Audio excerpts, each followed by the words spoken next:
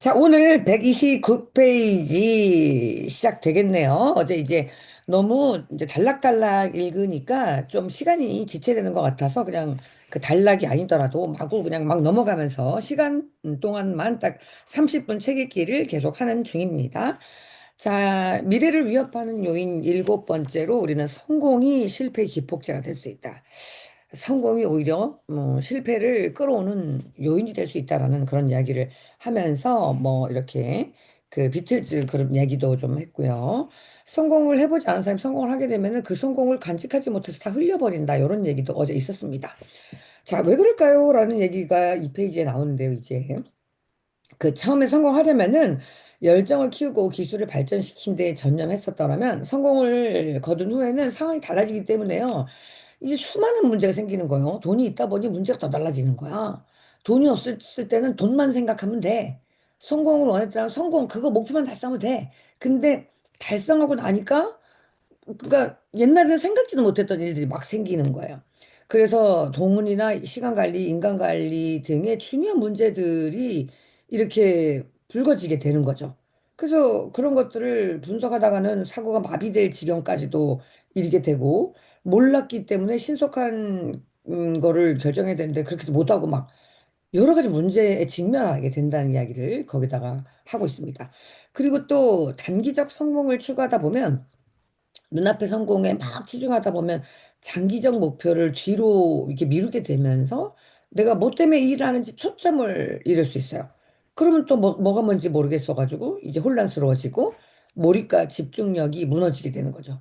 뭐지? 내가 뭐 하고 있는 거지 지금? 뭐 이런 식으로 생각할 수 있다는 얘기인 거예요. 그래서 아무리 열심히 일한다고 한들 예전처럼 큰 성공을 이루지 못하는 거예요. 왜냐면 몰입과 집중이 안 돼서 뭐가 중요한지 난 잘 모르게 된 거죠. 어느 성공하고 난 다음에 뭐가 중요한 거지? 막 그 눈앞에 있는 거를 처리하기 바쁘게 된다는 이야기죠. 그러면서 시간과 주의가 분산되면서 명확성과 초점을 잃어버리게 된다는 거예요. 여기 쭉 보면은 성공하고 나면 잃게 되는 게 주로 뭐라는 거예요? 몰입과 집중, 명확성 이런 게 없어진다는 거예요.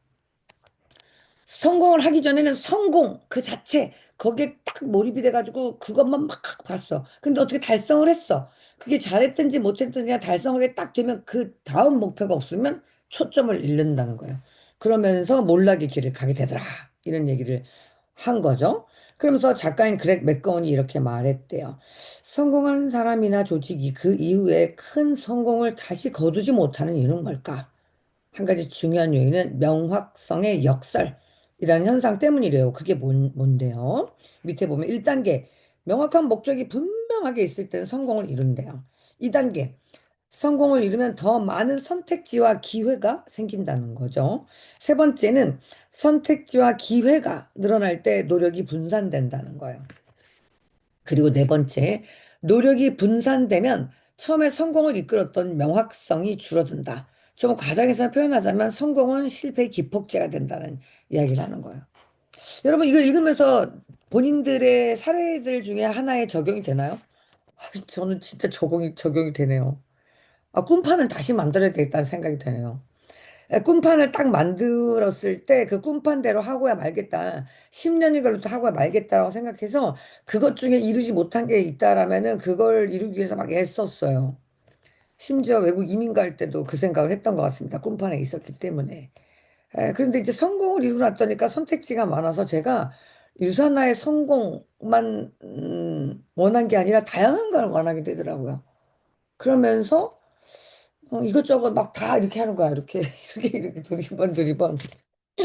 그러니까 처음에 목표에 도달하려고 노력했던 것보다는 분산이 되더라고요. 그러니까 분산이 되면 처음 방식의 명확성이 없어지는 거죠. 그러니까 성장을 하다가 어느 정도 딱 멈추게 되거나 퇴보를 하게 되거나 그러는 게 아닐까 하는 생각이 드는 거예요. 왜냐면 저도 이제 승급한 지 꽤 됐거든요. 그래서 이제 빨리 또 올라가야지 되는데 멈추고 있었다. 이런 거는 내가 최초에 가지고 있었던 목표를 분산한 것이 아닌가. 그래서 어쩌면 성공은 실패의 기폭제가 될 수 있는 거죠. 그걸 깨달았을 때 새로운 목표의 재설정 이런 것들이 꾸준히 되면은 좀 달라지지 않을까 이런 생각이 드는데 또 이렇게 작가들이 이렇게 원, 투, 쓰리, 포 해가지고 명확하게 네 단계로 간다고 하니까 저도 이렇게 깨달음과 좀 새로운 뉘우침과 이런 것들이 좀 생기네요. 여러분들도 어떤지 모르겠어요. 작가이자 철학가인 로버트 브롤트도 이렇게 말했어요. 우리는 장애물을 만나서 목표에 멀어지는 게 아니다. 눈앞에 보이는 덜 중요한 목표를 추구하다가 진정한 목표에서 멀어진다. 그리고 성공을 거둘수록 덜 중요한 목표들이 모습을 드러내는 거예요. 기회가 많아지고 작은 성공들을 쉽게 이루는가? 그렇다면 지속적으로 큰 목표를 세워야 한다. 그렇게 해서 에너지와 집중력을 해치는 쓸데없는 99%를 걸러내야 된다는 걸 하는 거예요. 이 성공하는 것보다 그 성공을 유지하고 확장하는 게 더 어렵다는 거죠. 스포츠 분야 생각해 보세요. 한번 정상에 든 그 팀이 다시 우승을 차지하는 게 되게 어렵다는 거예요. 그러니까 목표 달성했기 때문에 현실이 안주하고 초점을 다른 데로 돌리기 때문에 그런다는 거죠. 그리고 학교에서도 전교 1등한 사람이 계속 1등하는 게 사실 어렵죠. 예, 그래서 영원한 2인자가 가장 1등이다라는 이야기도 할 정도예요. 그러니까 그 1등, 최고, 또 성공 이런 것들이 그 다음 나태나 분산, 열심히 안 하고 싶은 게 아니죠. 많은 목표가 생기기 때문에 뭔가 실패의 기폭제가 될 수 있다는 이야기를 이렇게 하고 있는 겁니다. 맞는 것 같아요. 맨 밑에 보면 남아있는 사람들 종말 후 이야기라는 책에서 이런 말을 했대요. 마이클 호프라는 분이 고난은 강한 사람을 만든다. 그죠? 고난이 있으면 이겨내려면 강해져야 되니까요. 고난은 강한 사람을 만든다. 강한 사람은 좋은 시절을 만든다. 그죠? 좋은 시절은 약한 사람을 만든다. 그리고 그 약한 사람은 고난을 만든다. 계속 똑같은 일이 반복되는 거죠. 그렇기 때문에 이거 정말 밑줄 쫙쫙 쳤나 봐요. 그런 것 같지 않습니까? 그래서 현재 여러분이 고난을 겪고 있습니까? 강한 사람이 만들어지고 있는 겁니다. 빚어지고 있는 거예요. 고난이 유익이라는 말이고, 아, 금은 은은 사람은 마음으로 연단한다. 그 연단이라는 게 뭐예요? 연단. 이렇게 달구어서 끓인다는 이야기잖아요. 그러니까 그렇게 발발발발 끓고 그냥 고난 속에서 막 있게 되면은 사람이 순수해지고 강해진다는 이야기. 마음으로 여러 고민이 있을수록 그걸 넘어갔을 때 더욱 강해진다는 이야기랑도 일맥상통하는 게 아닌가 싶습니다. 이 좋은 시절에는 집중력과 집념이 약해지게 되는 거죠. 평안하니까. 미래의 나를 더 원대한 모습으로 꿈꾸기 멈춰요. 그냥 잠깐의 도파민을 얻는 쾌락을 추구하는 일에 빠지게 되죠. 좋으니까, 좋으니까. 그래서 이제 뭐 선진국 뭐 좋은 나라일수록 정말 그 순간적인 도파민을 얻게 되는 일에 전 국민적인 추구가 좀 있죠. 뭐 이런 부분들로 뭐 3S라는 표현 옛날에 했었어요. 스포츠, 또 뭐지 스크린, 섹스 이런 것들이 이제 사람들의 정신을 우매하게 하게 하는 도구다. 뭐 이런 말도 예전에 있었던 것 같습니다. 그래서 이렇게 그 도파민을 얻는 쾌락을 추구하는 일에 빠지게 되고 그러게 되면 불필요한 고난을 오히려 초래하게 되고 수학의 법칙에 따라 뿌린 대로 거둔다. 이런 이야기 있고요. 세계 역사를 봐도 위대했던 제국 결국 몰락했다는 이야기가 좀 나옵니다. 그래서 이제 그 밑에 듀란트 부부가 역사의 교훈이라는 책에서 국가의 흥망성쇠를 잘 정리했대요. 인간의 문명은 다음 세 단계를 거쳤다. 사냥, 농업, 산업 이렇게 했고요. 사냥 단계는 개인의 초점이 있었고, 그리고 잔인하고 야만적이며 극대로 경쟁적인 개인들은 생존에만 집중했다는 거죠. 그들의 집중은 생존에 있었고요. 농업 단계에서는 가족이 중심에 있었어요. 노동력을 확보하기 애들을 많이 낳았고 이혼 드물었고 이렇게 협조적으로 이렇게 살았던 거죠. 그다음 페이지 그 산업화 시대의 초점은 집단에 있었어요. 그래서 이제 도시로 이렇게 몰려가게 되고 결혼은 더 이상 중요하지 않았고 자녀도 많이 낳지 않았고 정부 교육 기술이 이제 종교 같은 거를 다 대체하게 됐죠. 그래서 이런 것들이 이제 몰락의 시작이라고 말한 거죠. 듀란트 부부가. 듀란트 부부의 설명에 따르면 사회 집단이 번영하려면 개인은 자신의 이익보다 집단의 이익을 우선하는 도덕 규범에 복종해야 된다. 왜 집단이 번영하려면 집단이 우선시 되겠죠. 그러면 이제 개인이 말종되는 거예요. 근데 이제 이거는 개인의 발전을 중요하게 생각하는 사람들에게 어렵다는 거죠. 그래서 그 공산주의는 결국 몰락한다라고 듀란트 부부가 말했고요. 그리고 자연과 사회에는 근본적으로 불평등이 존재할 수밖에 없기 때문에 그걸 갖게 만드는 것 자체가 무리다. 무리수다. 안 될 것이다. 그래서 이제 그 공산주의는 평등한 사회를 만들려고 하지만 그런 노력은 자유와 자율성을 발산한다고 이렇게 기록하고 있습니다. 결국 자유가 사라지고 사회 구성원들이 더 나은 사회를 만들기 위한 자유의지가 발휘되지 않을 때 그 사회는 무너지고 만다라는 그런 이야기를 이제 듀란트 부부는 흥망성쇠가 바로 어떤 목표를 갖고 가느냐에 따라서 결정된다는 것을 그 국가적인 차원에까지 이제 설명하는 글들이 이렇게 있습니다. 그래서 이어서 그 미국도 무너질 거라는 예측을 했다는 거죠. 듀란트 부부가. 그러면서 이제 133페이지 세 번째 줄에 보면은 그 레이 달리오라는 분이 사회가 쇠퇴하는 주요 이유에 대해서 또 이렇게 말한 거예요.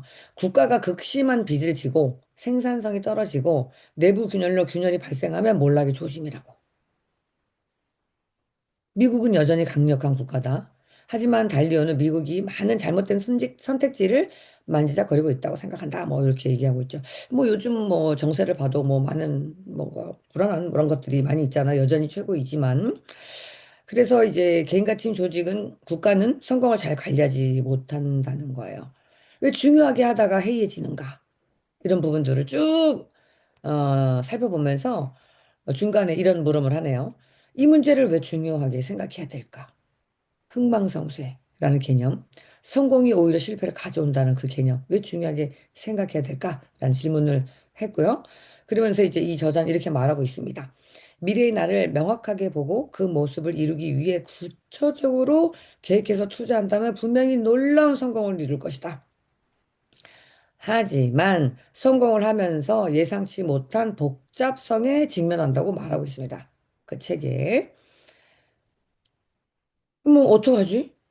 그렇게 죽도록 성공을 했는데 성공을 하면서 예상치 못한 복잡성에 직면하면 다시 성공할 수 없는 건가? 어떡하지? 이런 생각이 들죠. 자, 그러면 어떻게 해결해야 될까요? 그 밑에 한번 읽어보도록 하겠습니다. 한 번의 성공만 맛보고 주저앉는 거를 피하려면은 어떻게 해야 된대요? 성공할 때마다 미래의 나를 명확하게 그려야 된다는 거죠. 오늘 다시 성공한 그림. 어제도 미래의 나이가 오늘 쓰는 편지를 하라고 했는데 오늘도 다음 목표를 지정해야겠어요. 날짜와 기한까지 정해서. 그래서 역산 스케줄로 나 계산해 봐야겠어요. 예, 꼭 명확하게 그려야 된단 말이에요. 그래서 이제 왜냐면 성공하면 저는 신경 쓰지 않았어요. 근데 이제 이런저런 신경 쓸 일이 생기면서 덜 중요한 목표를 이루기에 급급하게 되고 분열된다는 거죠. 이렇게 집중력이 분열되는 거죠. 예전에는 중요하게 여기지 않았던 걸 다시 중요하게 여기게 되면서 그 앞으로 더 나가는 거를 방해할 수 있다는 이야기가 이런 말이 있는 거죠. 그래서 성경에도 이런 말이 있다고 이렇게 기록하고 있습니다. 두 마음을 품은 자는 자기의 모든 길에서 안정이 없느니라. 이거 진짜 두 마음을 푸는 자는 정말 바다에 있는 조각배와 같으니 흔들려서 아무것도 못할 거다 정감이 없다 이런 말이 있거든요 성경 말씀에. 그래서 우리가 한 개에 몰입을 하면 거기에 고도의 집중력이 발휘가 되는데 이럴까 저럴까 계속 저울질을 하게 되면은 한 발짝도 못 나가는 거죠. 정말 막 기를 쓰고 열심히 일한 것 같지만 아무것도 이름이 없는 거야. 내가 이 일을 해봐야겠다라고 노력하다가 그게 될까라고 의심하고 노력해봐야 될까 그게 될까 노력해봐야 될까 그게 될까 아니 자기 스스로 그 안에 들어가서 뭐 하는 거예요? 그 두 마음이라는 거는 뭐냐면 누구나 갖고 있는 두 마음이죠. 인간이면 두 마음만 있나요? 내 속에 내가 너무도 많아서 그 노래도 있잖아요 가시나무새 내가 둘만 있으면 다행이야 한 100마리가 튀어나와 막 자기 혼자 대화해 이게 이제 더 많이 이루어지게 되면 뭐 정신분열에 가깝게 되지만 우리 그렇지 않은 정상인들도 뭐 뭘 하려고 하면은 속으로 이게 된다고 생각해 라고 말 걸어오는 누군가의 존재를 느끼시나요? 아니면 어쩔 때 야 너 진짜 훌륭해 넌 잘할 것 같아 네가 최고야 라고 말하는 존재를 느끼시나요? 그런 존재는 우리한테 늘 존재하는데 우리가 자꾸만 물을 주면 걔네가 커져요. 근데 그거 하나를 누르고 하나에 집중하고 목표에 집중하게 되면 나머지 수많은 목소리들이 잠재워지는 거예요. 근데 그 목소리들 모두 듣고 그게 옳은 줄 알고 그게 사탄의 목소리인지 신의 목소리인지 알지도 못하면서 마구 흔들려 목표와 정함이 없으니 그러면 어떻게 나아가겠느냐라는 이야기를 성경에서 했다는 거죠. 깨달아야겠어요. 저도 다시 깨달아야겠습니다. 우리 함께 있는 분들도 좀 깨달아야 될 것 같죠? 집중이 그래서 중요하다는 거예요. 내가 목표를 정하고 그게 잘 안 되면은 이렇게 막 붙여놓으라니까요, 사방에. 그러면 이제 조금씩 더 안정이 되겠죠? 자, 오늘 또 굉장히 좋은 내용들 읽고 있네요. 자, 그럼 이제 135페이지 그 미래 나에 대한 위협이라는 부분에서 조금 정리를 해볼게요. 키포인트. 미래의 나는 고정 불변의 모습이 아니에요. 그러니까 마구 변할 수 있고 현재 나와 다르다는 이야기. 그리고 삶이 나갈 방향은 무궁무진하다. 현재의 나는 미래의 나를 필연적으로 만나는 거죠. 미래의 나는 난데 미래의 나를 남으로 생각하는 경향 때문에 우리가 미래의 나를 키워주지 못하는 거예요. 나는 무슨 수가 되든 미래 나랑 만납니다. 그리고 2년 후, 5년 후, 10년 후 죽지만 않는다면 누군가가 돼 있다는 거죠. 그래서 스스로 이런 질문을 해봐야 되는 거예요. 미래의 나는 어떤 모습일까? 이거요. 이 질문은 아마도 인간이 스스로에게 묻는 가장 중요한 질문일 것이라는 이야기합니다. 왜냐면은 동물은 못하는데요. 인간만이 할 수 있거든요. 인간만이 신이 형상을 닮아 나와가지고요. 신이 뭐 천지를 창조한 듯이 창조력이 있는 거죠. 마음속으로 꿈을 품고 그림을 그리면 그건 반드시 현실이 되는 능력을 가진 존재가 인간이라는 거고 그 인간의 능력을 많은 사람들이 사장시켜 가지고요. 그걸 할 수 없다라는 세상 지배를 받고 있는 겁니다. 자, 우리 여러분 상상력을 마구 발휘해 보자니까요. 네. 요렇게 요거까지가 우리 미래의 나를 꿈꾸게 하는데 이 위협 요인이 되는 7가지를 봤어요. 자, 오늘 이제 7가지 본 것들이 정말 나를 위협한다는 생각에 동의하시죠? 그래서 여러분도 오늘 쭉 읽으면서 나의 미래의 위협 요인이 뭔지 계속 보면서 그래. 이렇게 좀 되새기는 여러분들이 됐으면 좋겠고요. 자, 그럼 이제 미래의 나에 대한 진실 편으로 가겠습니다. 파트 2에. 내가 파트 1에서는 미래의 나를 위협하는 요인들을 인지한 거죠. 인지하게 되면은 벌써 반 넘어진 거예요. 모르면 거의 당해요. 근데 내가 인지하게 되면 50%를 넘어 51%가 되면 난 이기는 겁니다. 100%로 이길 수 없어요. 그 어떤 인간도 51%가 되면 이기는 겁니다. 그래서 위협적인 거를 봤어요. 자, 그럼 이제 미래 나에 대한 진실 7가지를 살펴보기로 합니다. 그 7가지로 뭐 당신의 미래가 현재를 이끈다. 미래의 나는 예상과 다르다. 미래의 나는 피리 부는 사람이다. 미래의 나를 생생하고 자세하게 그릴수록 더 빠르게 발전한다. 미래의 나로서 실패하는 것이 현재의 성공보다 낫다. 성공하려면 미래의 나에 진실해져야 된다. 신에 대한 견해가 미래의 나에게 영향을 미친다. 라는 진실 7가지를 하나씩 읽어보도록 하겠습니다. 두 번째, 미래의 나에 대한 진실 7가지에 이런 게 나오는데요. 이제 밑줄 좀 빡빡 쳐보세요.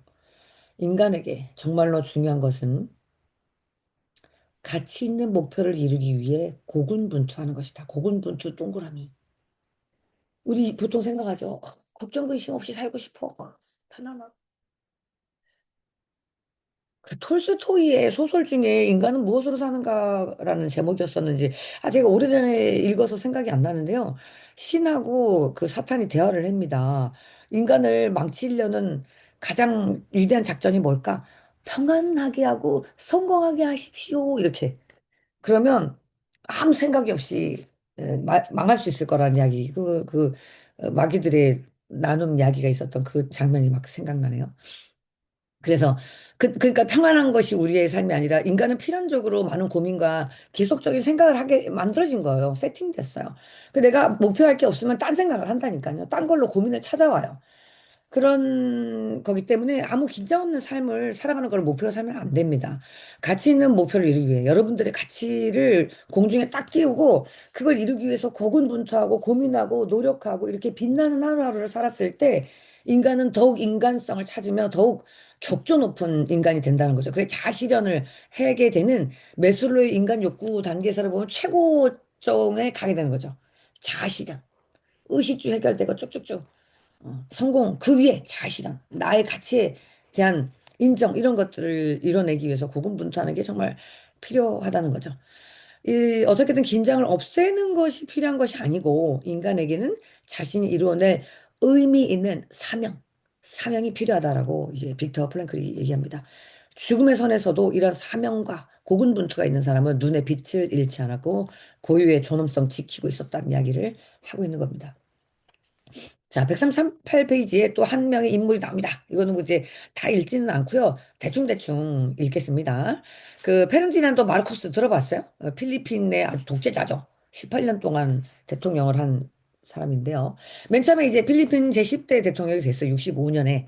그리고 처음에는 사회 기반 시설 구축하면서 외국 자본 빌려가지고 그 새로운 도로와 학교 복합시설 지어가지고 이제 파격적 재정 지출을 해서 인기를 얻었어요.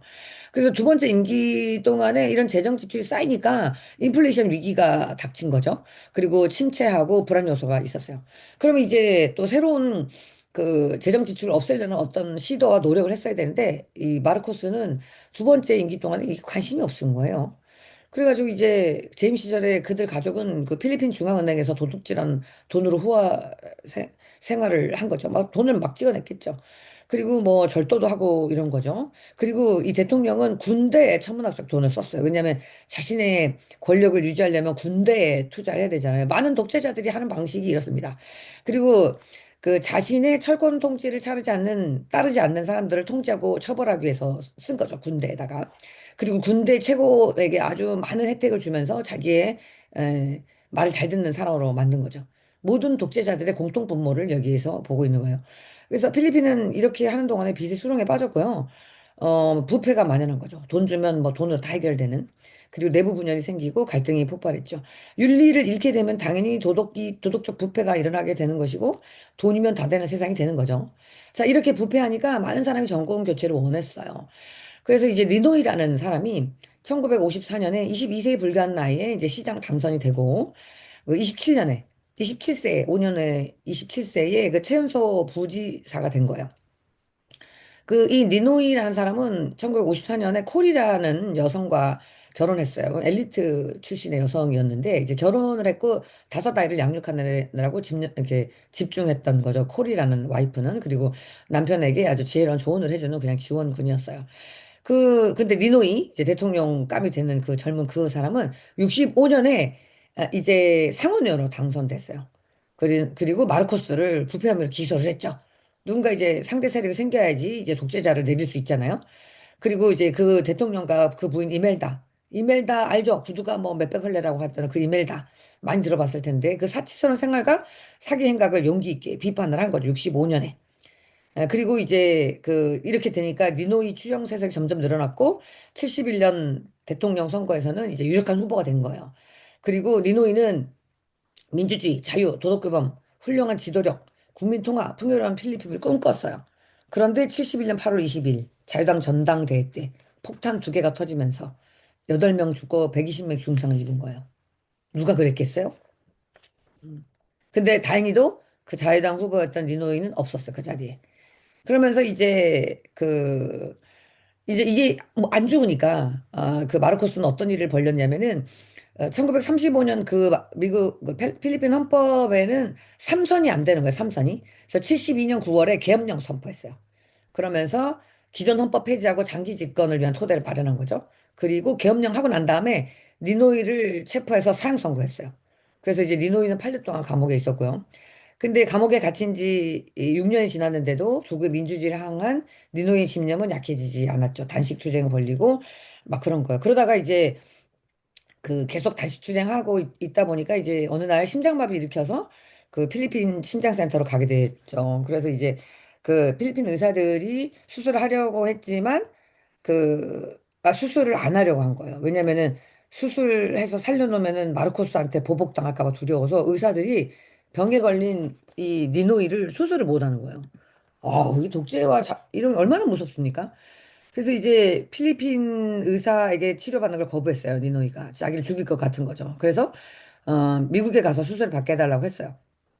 그래서 이제 조건부로 요청이 받아져서 미국에 갔고 수술을 했고 나은 거죠. 그러면서 이제 니노이가 악마와의 약속은 약속이 아니라면서 돌아가지 않기로 결정한 거예요. 그리고 그 이후로 3년 동안 보스턴에서 망명 생활을 하면서 책을 쓰면서 하버드 연구 장학금을 이렇게 있는 거예요.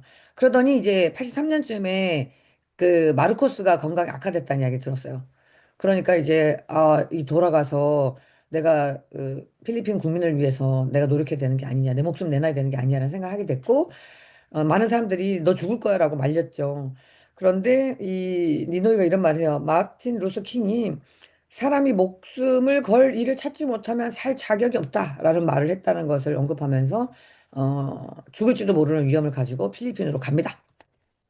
그래서 입국 심사도 뭐 우여곡절 겪어서 겨우 들어간 거야. 그래서 83년에 들어갔어요. 그리고 자기가 죽을지 모른다는 생각에 이제 방탄조끼도 입었었어요. 그래서 이제 많은 사람들이 이렇게 내리면 위험해요, 막 위험해요 이랬는데 에, 많은 동행 기자들이 순식간에 일어날지 모르니까 바로 에, 준비하셔야 된다 이랬어. 근데 이제 그 자신의 운명을 감지했대요. 이분이 이렇게 말했다는 거예요. 일은 순식간에 일어날 겁니다. 카메라로 바로 촬영할 준비를 해 두십시오. 3, 4분 만에 모든 게 끝날 수 있어요. 그러면 나는 여러분에게 다시는 말을 할 수 없을지도 모른다는 이런 말을 한 거예요. 그리고 공항 착륙 후 활주로로 이어진 계단으로 나오자마자 머리에 총 맞고 죽었어요. 자기가 죽을 줄 알면서도 갔는데 이걸 찍으라고 한 거죠. 근데 이런 것들을 봤을 때 거대한 물결이 일을 수 있지 않겠어요? 그러면서 이제 그 일은 어떻게 또 진행이 됐냐면 쭉 지나가면서 이제 그, 그 암살 사건에 가담한 26명의 피고가 있었는데 그 국가의 재판부는 모두 무죄를 선고한 거예요. 아, 진짜 이 정부의 만행에 세상이 이목이 쏠리지 않았대요. 근데 그 순간 콜이 그 와이프죠. 중대 결심을 하게 된 거예요. 그리고 많은 사람들 이제 월 듀란트라는 말이 사람이 이런 얘기를 했는데요. 상황이 요구하면 보통 사람의 능력은 2배로 증가할 수 있다고 말했는데요. 코리는 마르코스 정권을 무너뜨리고 필리핀 민주주의를 회복하는데 온몸 던지기를 결심한 거예요. 그리고 전업주부라고 말한 코리는 이제 반 마르크스 운동의 상징적인 인물을 부상했어요. 남편의 죽음과 동시에. 자, 그러면서 이제 1986년 그 반대 세력이 늘어나는 것을 알게 된 마르코스는 갑자기 선거를 빨리 치르게 됐어요. 그러니까 코리가 대선에 출마해야 된다는 청원도 빠르게 일어났는데요. 근데 이제 그 죽을지도 모르는 상황에서도 코리가 대선 출마를 이렇게 한 거예요. 그랬더니 마르코스는 정치 경험이 전혀 없는 평범한 여성이라고 막 악랄하게 공격을 한 거예요. 그랬더니 이 코리가 이렇게 말했대요. 나는 대중을 속이고 국민에게 사기치고 정부의 돈을 훔치고 정적을 살해한 경험은 없습니다. 그래서 당신이 말하는 종류의 정치적 경험이 없다는 것을 인정합니다. 이렇게 얘기했다는 거예요. 아, 그러니까 이 굳건한 신념을 가진 그 부부가 함께 그 모든 어려움을 이겨가면서 이렇게 두 부부가 성장하는 거죠. 이제 이런 이야기들을 쭉 했다는 거예요. 그 이후로도 많은 폭력과 위협들이 이렇게 있었고, 그랬더니 이제 미국을 포함한 세계 지도자들이 이제 코리를 지지하게 된 거고요. 그리고 많은 사람들이 이제 지지를 한 거죠. 끊임없는 그 평화, 그리고 끊임없는 그런 올바른 방향의 민주주의에 관한 방향성을 가지니까 등에 업은 세력들이 많았을 거고, 그거를 담당한 코리는 정말 정서적으로, 정신적으로 무장을 한 상태였겠죠. 그러면서 피플파워 혁명으로 불리는 대규모 평화 시위가 사흘간 이뤄진 다음에 드디어 1986년 2월 25일 아시아 최초 여성 대통령이 됐대요, 코리가. 아, 뭐 이러면서 그 빼돌린 재산을 보니까 그 밑에 뭐 그렇게 어마어마했대잖아요. 다 읽지는 않겠습니다. 그냥 국부를 다 한 대통령이 빼돌린 거죠. 그러고는 이제 그 하와이에서 3년간 도피 생활할 때 마르코스는 72세 죽었대요. 그리고 하와이에 머무는 동안에도 그 이멜다는 호화 저택에 살았다고 하죠. 아유, 그냥 그랬대요. 자, 그리고 이제 아키노는 1986년, 1992년 동안 대통령을 재임하면서 대통령 권한을 제한하고요. 의회를 부활시키고 독재적인 정부 구조를 성공적으로 제거했대요. 그리고 그 마르코스가 진 빚 상당액을 상환하는 그런 획기적인 정책들을 썼대요. 그냥 정말 평범한 주부가 어떤 상황을 맞이하냐에 따라서 자신이 갖고 있는 능력 그 이상을 발휘해가지고 한 거죠. 저절로 됐을까요? 삶과 생을 넘나드는 그 고통을 넘어가면서 이렇게 크게 성장했을까요? 그랬겠죠? 저주도 어느 날 뚝 나와가지고 그 대통령이 된 게 아닐 거잖아요. 그리고 그 필리핀에서 민주주의 어머니였던 코리 아키노는 자신이 꿈꿨던 미래의 내가 됐다라는 이야기를 하면서 쭉쭉쭉 이렇게 나옵니다. 그래서 이제 146페이지 요건 빨리 마무리 지을 거예요. 미래 난 어떤 모습인가, 어떤 삶을 살아갈 것인가, 무슨 일에 전념할 것인가, 라는 이야기를 물으면서 코리의 경우처럼 미래 당신도 예상과 다른 모습이 될 거다. 코리는 마르크스를 몰아내고 최소의 여성 대통령이 될 거란 생각하지 못했을 거죠. 결혼 당시만 해도 여러 망명 생활을 했을 때도 전혀 생각하지 않았을 거예요. 우리 모두는 변한다. 삶의 사건들이 우리를 변화시킨다.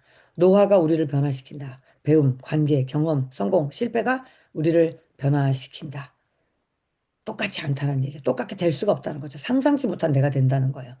이러한 미래의 나에 대한 진실 7가지를 알게 되면 삶에서 경험할 변화에 잘 대처할 수 있을 것이라고 하면서 이제 앞으로 당신의 미래가 어떤 것들이 미래에 대한 나의 진실인가를 읽어보는 서두에 관한 이야기를 이렇게 쭉 한 겁니다. 뭐 오늘 얘기 재밌죠? 그래서 누군가 막 상상한 모습으로도 가겠지만은 상상하지 않아도 미래의 나는 그냥 바뀐다는 거예요. 그냥 그날 열심히 살면서. 그런데 내가 미래의 나를 멋지게 상정하게 되면 얼마나 많이 변할 것인가에 관한 이야기가 하나의 서두로 나온 게 아닌가 생각이 듭니다. 자, 오늘도 굉장히 흥미롭고 재미있는 얘기 들었어요. 네, 오늘도 수고하셨습니다.